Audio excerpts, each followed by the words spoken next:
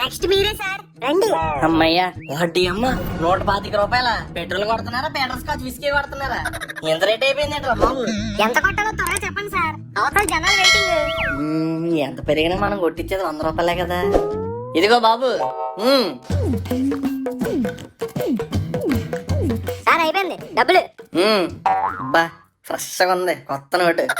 ఇదిగోనయ్యా. మిగతా 900 గుల్గుల్ పే చేస్తారా సార్? మిగతా 900 ఎందుకు? మరి 1000 రూపాయలు కొట్టించుకొని 100 రూపాయలు ఇస్తారేటి? 1000 నేనెప్పుడు కొట్టమన్నానయ్యా? మీరే కదా సార్ ఇలా అన్నారు, అందుకని 1000 రూపాయలు కొట్టించాను. ఇలా అంటే రూపాయి కొట్టచ్చు, 10 రూపాయలకు కొట్టచ్చు, 100 రూపాయలకు కొట్టచ్చు. నువ్వెందుకే 1000 రూపాయలు కొట్టు?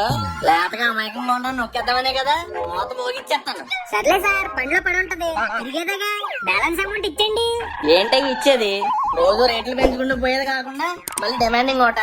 అయినా నాకు తెలియక అడుగుతాను, బావిలో తోటి తీసుకొచ్చేదానికి ఎందుకే ఎంత రేటు? అవన్నీ నాకు